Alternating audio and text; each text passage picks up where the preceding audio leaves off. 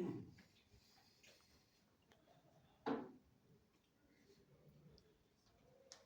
evening. My name is Calvin Russell, and I am the newly elected president of Las Familias of Rosemont Neighborhood Association. I'm here today to represent Las Familias of Rosemont Association. Here are a few concerns brought to me by the members of our community.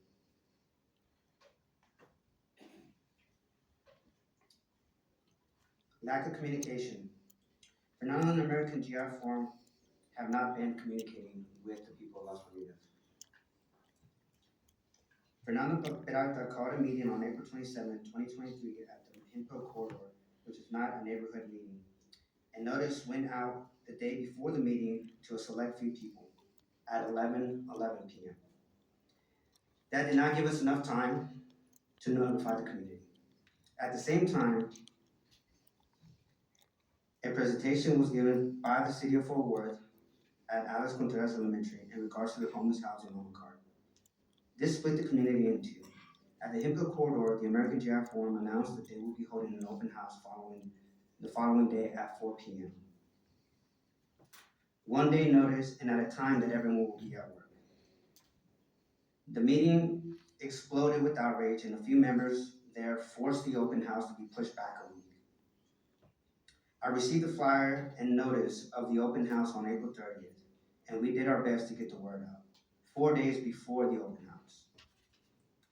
On May 3rd, American GI Forum had an open house in which they conducted as an open house with no presentation. On May 4th, Las Familias de Rosemont held a meeting in which they wanted to split the meeting again and the presentation. On May 4th, Las Familias de Rosemont held a meeting in which they wanted to split the meeting again and have the presenters present at the same time on two ends of the podium. At the meeting, we requested that the president postpone the American GI presentation and send a letter of non-support with the overwhelming signatures against the American GI Forum. We felt that we had enough support to make that motion. Lack of transparency. Since the start, looking into the American GI Forum, we have not been able to do much research because their website is down. When Mr. Bernard addressed the zoning commission, Commissioner Willie Rankin asked, I believe some of your marketing for your organization has stated a prerequisite for homeless veterans. I don't blame the neighborhood for assuming that this facility will be used for veteran homeless housing. I don't know anything about this program and how they are going to help veterans. On behalf of Las Familias de Rosemont and I, the president, request you deny the zoning case ZC23-041.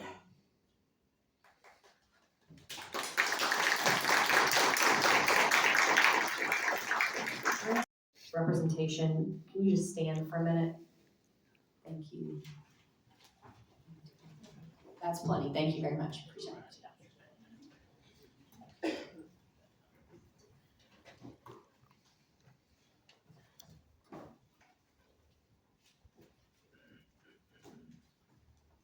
Good evening, Madam Mayor and council members and fellow Fort Worth citizens. Thank you for the opportunity to speak in front of you regarding ZC 23041. My name is Loretta Snowpuesel and I live at 3821 Willing Avenue. Today I'm representing myself, my family, and almost 550 neighbors who signed this petition in opposition of the zoning request change. The zoning request sign in front of the building was first noticed on the evening of April 6th. Neighbors sent concerns, questions, clarification requests, and asking the neighborhood association stands via email and social media messages to Las Familias de Rosemont and former president Fernando Peralta. None were ever responded to. Friday, April 7th, Defend Hempo was asked for their help to publish information regarding the zoning change and requests for Las Familias de Rosemont and Fernando Peralta to respond to concerned neighbors. That same weekend, a petition began circulating with only the information we had, which was from the group notice, explaining the zoning change was to high density, which would allow 60+ units, and that it was for veteran housing. No informational meeting by the Veterans Group or the Neighborhood Association was held prior to the Zoning Commission hearing on April 12th. Fernando Peralta stated in the Star Telegram article published yesterday that he notified the Executive Board of Las Familias de Rosemont and active members 1 week prior to the zoning request hearing. The only two positions filled on the executive board at the time was the president and the treasurer. So if a discussion was had, it was only between those two. It's false that he notified active members a week before the zoning commission meeting because several of us active members did not receive any zoning commission meeting information, any type of communication or notification from Fernando or Las Familias of Rosemont in regards to the zoning case. On April 12th, during the zoning hearing, the developer stated that they met with the city leadership and Fernando several times and offered to do an open house or to present at a neighborhood meeting, but were told, nope, we got it. The developers told us to our face that they met with Fernando at least twice, with one of their board members saying he was being in constant text communication with Fernando in regards to the zoning case. Fernando told me to my face that the developers only met him once. As you can see, these types of contradictions began to breed mistrust in both Fernando and the developers. Zoning Commissioner Kimberly Miller voiced concerns over opening the door for whatever would come as a transitional project after the Veterans Group is done. She also stated the site location is not connected to commercial opportunities. The site seems to be problematic with the surrounding area and surrounding services. That the developers picked a site that is in the middle of a neighborhood, but it is a difficult site for what they are trying to do. The Zoning Commission voted to recommend denial of the zoning change. On April 27th, the Hemphill Corridor Collaborative called a meeting with the GI Forum presenting this project, and this notice was only sent out to a handful of people the night before at 11 p.m. No one in the Las Familias of Rosemont boundaries was informed about this meeting. Active or not, no one received any type of communication from the former president or Las Familias of Rosemont. The developers then held an informal open house at the site on May 3rd, with only 30 minutes notice sent out from the neighborhood association via Remind app. Their turnout was underwhelming, with only about 6 community members, and all were opposed. On May 4th, the former president of Las Familias of Rosemont attempted to control a regular meeting by stating that the GI Forum and the McCart Homeless Housing would be presenting, and we were not allowed to ask questions openly in front of anyone else, and it had to wait until after the adjournment of the meeting. At this point, it was motioned, seconded, and voted on to postpone indefinitely the GI Forum's presentation, based on the 300+ signatures obtained at the time in opposition. I hope this sheds some light on the frustration the community has felt by being stonewalled and kept in the dark by the former president of our neighborhood association, and by the complacency of the developers. We have done more outreach, countless hours of walking and door knocking to notify the neighborhood of this zoning request change, more so than the Veterans Group. And we only had 2 bits of information: high density zoning for 60+ units and for veteran housing. Nowhere prior to May 4th does the Association of the GI Forum disclose that they are requesting the zoning change. This proposed development is unattainable for all Rosemont residents, with zero benefit or services to the community surrounding it. Any veteran specifically transitioning back to Rosemont is coming to this community to be with family. I would like to say, as a veteran spouse and veteran daughter, I know firsthand the delicate and accessible care that our veterans need. This development needs to be much closer to the VA hospitals, the medical district, and on a main street with direct access to public transportation. This developer's cause is noble and a worthy cause that we can support, but not in our neighborhood and not to the detriment of our working class community. If the developer's true intention is to help veterans, then they will choose a more suitable site with suitable resources where they are welcomed by the community. At this time, I would like to ask everyone in opposition of the zoning request change to please stand. Por favor, todos oponiéndose a este cambio de zonificación se paren. The consensus of the neighborhood is this: we do not want any multifamily zoning in our neighborhood, not low, medium, or high density, regardless of the program that is behind it. Adding zoning density can lead to a neighborhood being torn down one house at a time, encourages investors and speculators and absentee owners that can increase crime and congestion. Density zoning in a single-family residential neighborhood decreases personal interaction and neighborhood involvement. Allowing zoning density to enter our neighborhood, regardless of the program, however noble it may be, will be the end of our beloved Rosemont. Charity starts at home, and our community cannot pour from an empty cup. Once our neighborhood is thriving into the middle class and beyond, then only then can we possibly entertain the idea and bring in an outside group of individuals to help. We implore you today to deny this zoning request change. Thank you, Loretta. Help Our us next protect speaker is our Ricardo family heritage Media. of our Thank you neighborhood. very much. Thank you. Our next speaker is Ricardo Media. Our next speaker is Ricardo Media, followed by Stephen Chaco.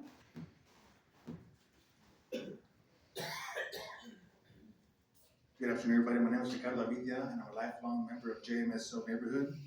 I'd like to state that the wear of military uniforms, including physical fitness and JRTC uniforms, when off U.S. or host nation installations is prohibited. Forcefully is a word that was used. Under the dictionary, it says here, using considerable physical strength or violence. This was not used at the meeting that Mr. Peralta was speaking about. Here we go again. This case has nothing to do with the organization and everything with zoning type. As our local legislators, you are responsible for and responsive to the citizens who elected you. It is your responsibility to find out what our needs are and bring us development which fulfills our needs. Our needs. We need a capital improvement project so that Hemp Hill doesn't flood when it rains. We need capital improvement projects to install sidewalks and wheelchair ramps so that our elders can enjoy a better quality of life. We need long-term growth and renewal planning where the whole community is involved. Why? Because development is about blending with the existing. However, this project will not blend with our community, primarily because the current zoning now already fulfills the current and future land use maps for one. Two, the zoning commission has also recommended denial of this project and was called problematic, quote unquote. Three, the urban planning case studies theorize that rapid growth leads to uncontrolled urbanization, which then leads to overcrowding, destitution, crime, and political turmoil. Four, traffic patterns and congestion. Hemp Hill Street is not set up for higher density, but here it comes with apartments and townhomes at OOV, and our current transportation system is also not set up to, or is now also not up to par to sustain the current and future influx in population. We need to confront our realities and acknowledge there will also be a spillover from this project. Property values will be affected. There will be an increase in noise, traffic, and pedestrian congestion. This dais needs to understand the 3 P's of development in 21st century America involves people, public, and private partnerships. However, as it relates to ZC 23041, people were left out, and this is the reason why we stand here today in solidarity with one and another to challenge and oppose this zoning request change. I encourage and challenge you to do the right by our community and vote no to this zoning request change and put people before profits as it is meant to be. Please recall, as property owners, we have property rights and we will defend ours to the fullest extent of the law. Thank you all for your time and attention. Y Hemp Hill no se vende.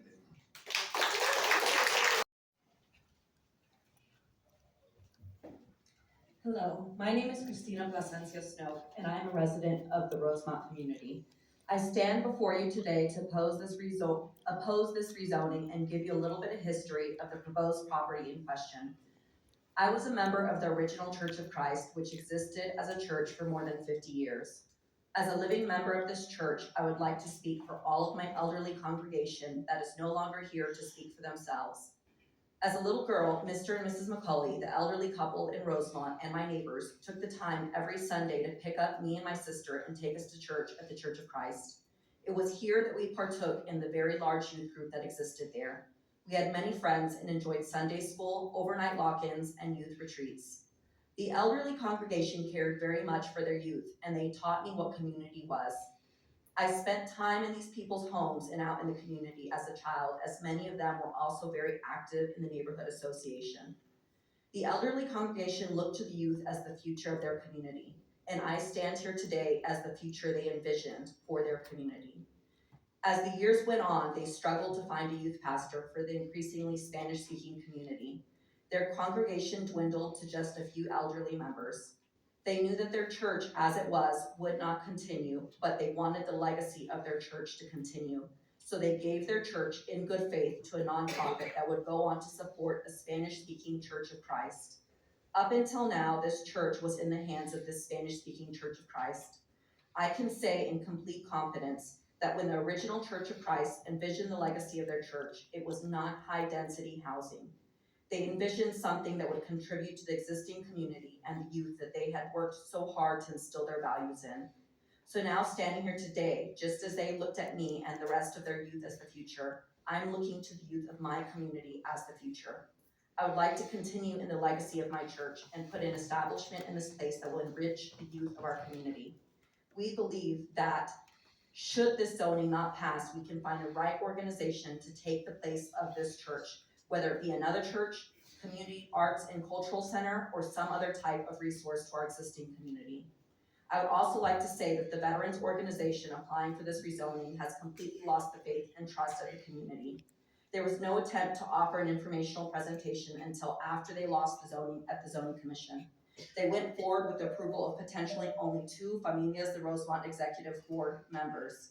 After they lost at rezoning, they offered an informational meeting to the Hemphill corridor with no invite or mention to the Rosemont community and the people that would most be affected by this.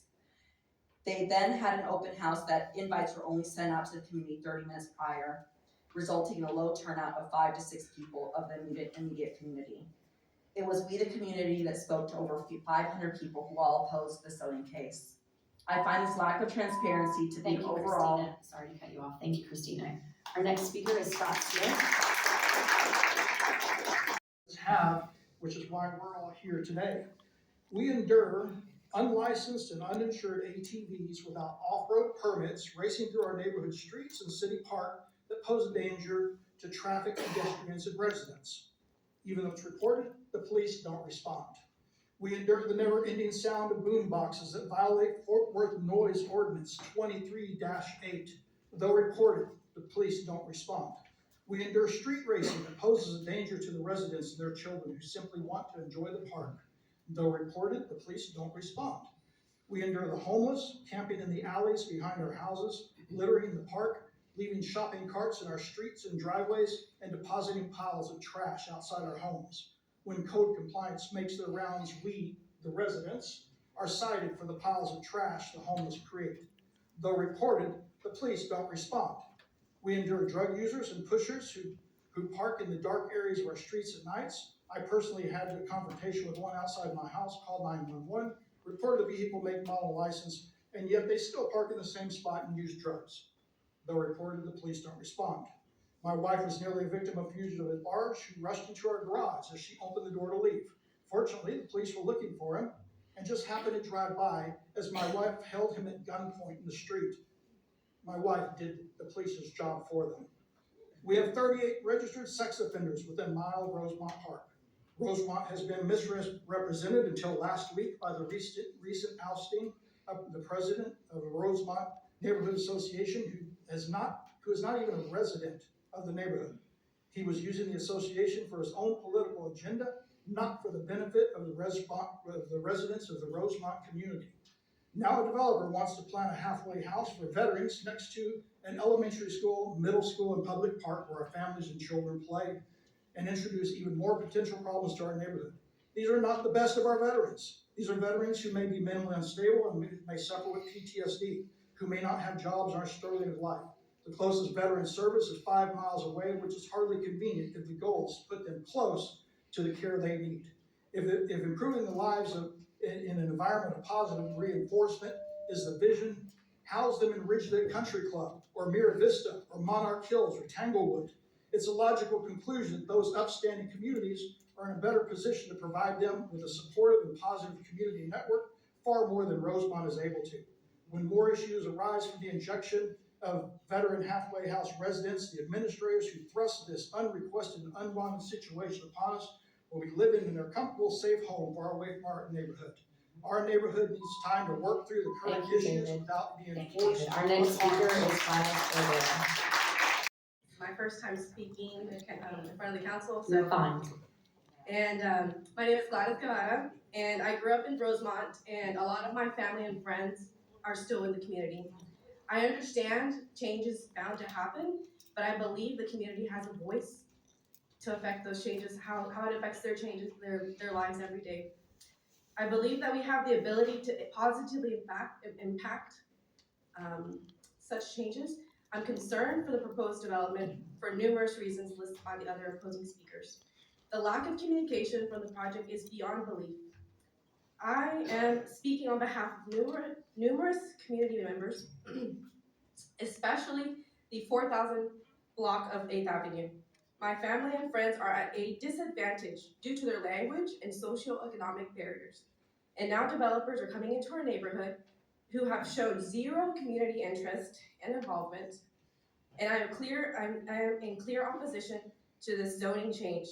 The developers do not care for our well-being in the community. And one last thing, muchas gracias por toda la gente que ha venido aquí.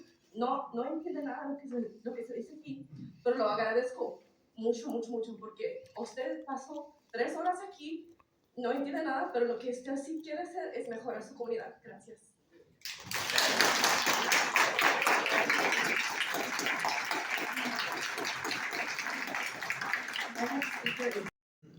I had a speech prepared. Give me a second. Okay.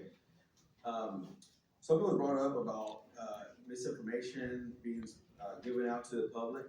Also, something else was brought up about that we were misleading people, things like that. Well, one of the things we had a problem is that I started hearing the same rhetoric from City Council Beck and Peralta being said, and I was like, well, maybe they talk to each other. I don't know because we don't get that information. But Beck and I had a conversation. If she wants to give up that information that we had under the Freedom of Information Act, welcome that. Okay. Now let me start what I was going to say. Okay. This morning I drove around the south side and observed the business and their customers. And I drove around east on Seminary to Mansfield Highway in the flea market and saw hundreds, if not thousands, of Hispanic, Native American business owners and customers. They paid taxes.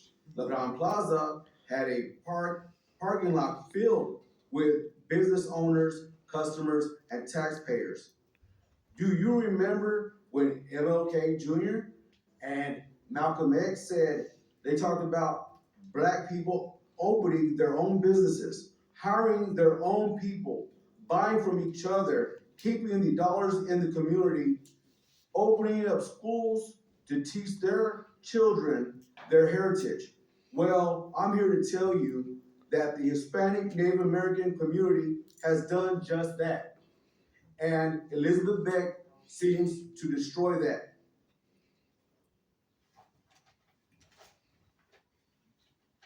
Now, I ask y'all all, nobody here that's with us is against veterans. Our families are the ones, the Hispanic people in Vietnam and every war, and Native Americans have gone and fought for this country.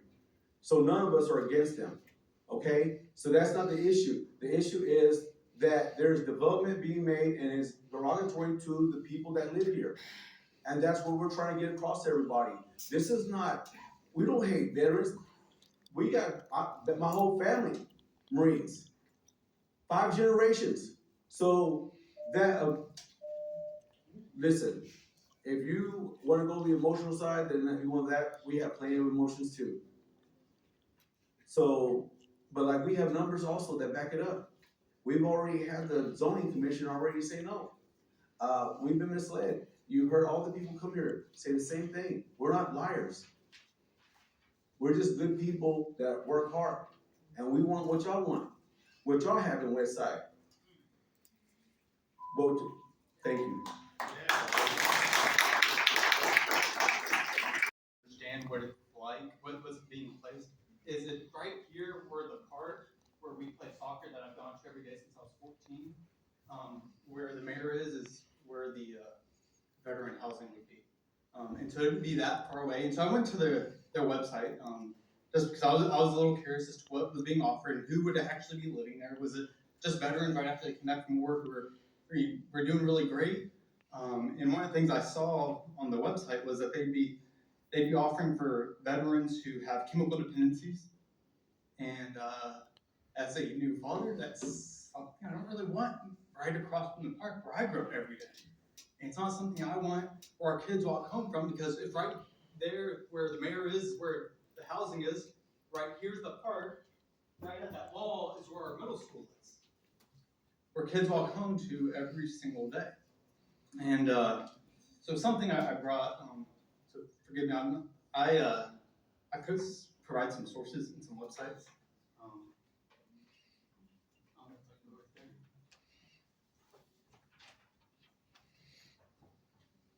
One of the things I noted was that that address right there, as I looked up, is where the other address that they have one in San Antonio, one of these same housing places in San Antonio.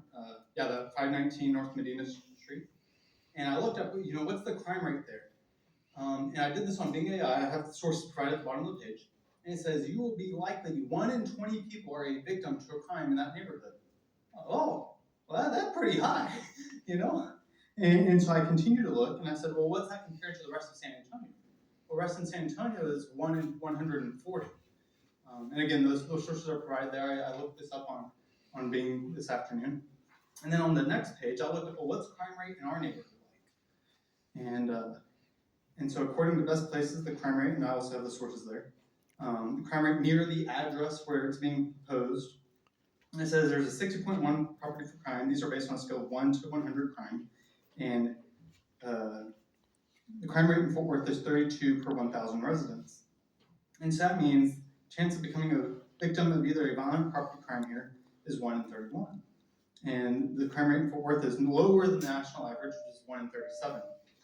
Well, on the last page, you'll see that currently in our neighborhood, at the very bottom of the page, it says likelihood to be a victim of a crime, 1 in 3,571. And if the neighborhood that they're proposing to bring and install in our neighborhood is going to be anything like the other property they have, I don't think we really want it. Thank you.